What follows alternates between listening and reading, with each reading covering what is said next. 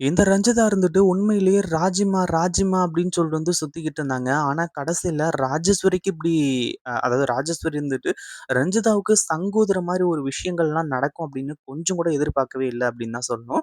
அதாவது நம்ம விஜய் வந்து இந்த ராஜேஸ்வரிக்கு சொந்த தம்பி. அதே மாதிரி இந்த ரஞ்சிதா வந்து நம்ம ராஜேஸ்வரிக்கு சொந்த அக்காவோட பொண்ணு. அதாவது தன்னோட மக மாரி.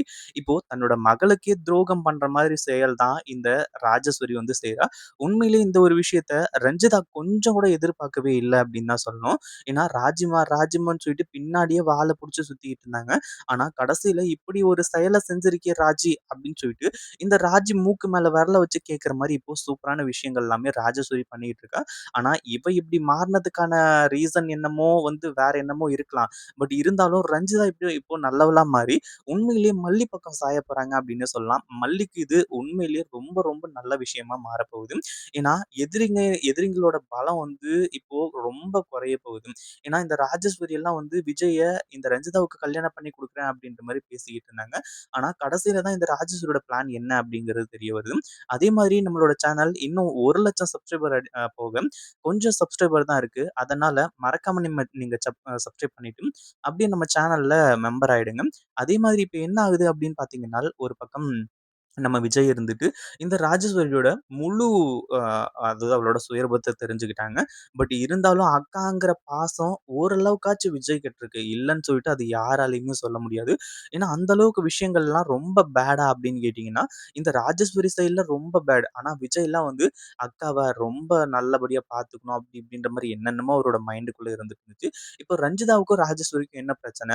உண்மையிலேயே ராஜேஸ்வரி என்னதான் இந்த ரஞ்சிதாவுக்கு ஒரு மிகப்பெரிய ஒரு கெடுதல செய்றா?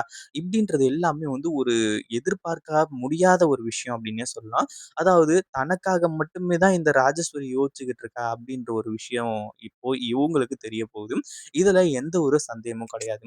அதாவது என்ன ஆச்சு அப்படின்னு பார்த்தீங்கன்னா, ஒரு பக்கம் நம்ம விஜய் இருந்துட்டு தன்னோட சொத்துக்கள் எல்லாத்தையுமே சேஃப் பண்ணிட்டாரு. அதாவது இப்போதைக்கு இந்த ராஜேஸ்வரி போயிட்டு கோர்ட்ல கேஸே போட்டாலுமே கூட, இந்த கேஸ் நிக்காது. அப்படியே நடந்தாலுமே கூட 10, 20, 30ன்னு வருஷ கணக்கா இது இழுத்துட்டே போகும். அதுல எந்த ஒரு சந்தேகமும் கிடையாது.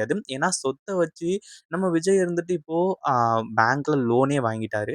இதுக்கு மேல யார் நெனச்சாலுமே ஒண்ணுமே பண்ண முடியாது. ஏன்னா, இப்போ அந்த சொத்து எல்லாமே ராஜேஸ்வரியோடது அப்டின்ற மாரி சொன்னா, ராஜேஸ்வரி அந்த பணத்த எல்லாத்தையுமே கட்டியாகணும். இப்டி ஒரு கிரிட்டிக்கலான சிச்சுவேஷன்ல இருந்துட்டு இருக்கு. பட் இருந்தாலுமே இந்த சொத்த எப்படி தன்னோட பேருக்கு மீட்கறது?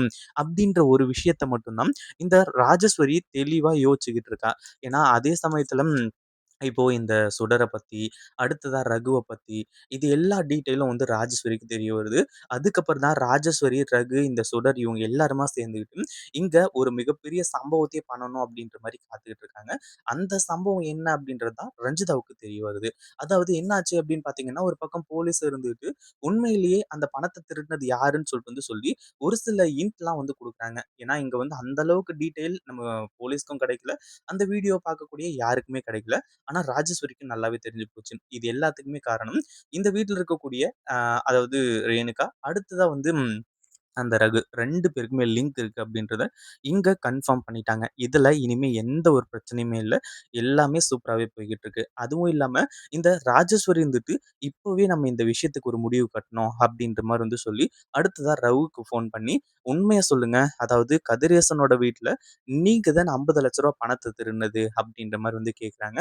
அதாவது இப்போ இந்த ரகுக்கு மிகப்பெரிய அதிர்ச்சி. என்ன பேசிட்டு இருக்க ராஜி? நான் எப்படி அந்த பணத்த திருட முடியும்? அப்படி இப்படின்ற மாரி வந்து சொல்லும்போது கடைசியில நம்ம ராஜேஸ்வரி இருந்துட்டு, "இங்க பாருங்க மிஸ்டர் ரகு, நீங்க இப்போ நடந்த உண்மை எல்லாத்தையுமே சொல்லல அப்டின்னா, கண்டிப்பா போலீஸ் அடுத்த செகண்ட் உங்க வீட்டு முன்னாடி நிக்கும்.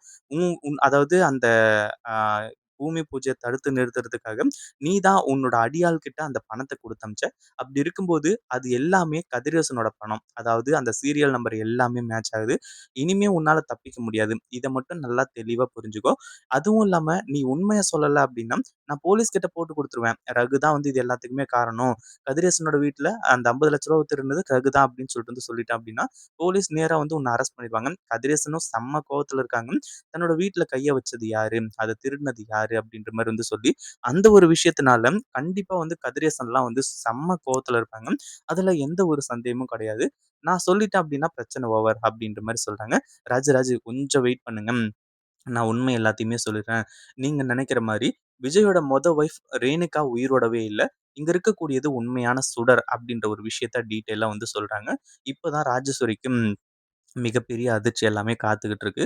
ஏன்னா, ராஜசூரி எதிர்பார்க்காத ஒரு விஷயம் இது. ஏன்னா, இங்க இருக்கக்கூடியது ரேணுகா அப்படின்ற மாரி வந்து சொல்லி, அவங்களோட மனசுக்குள்ள கேள்விகள் இருக்கோ, இல்ல சுழன்று இருக்கோ அப்படின்றதெல்லாம் அப்பாற்பட்ட விஷயம்.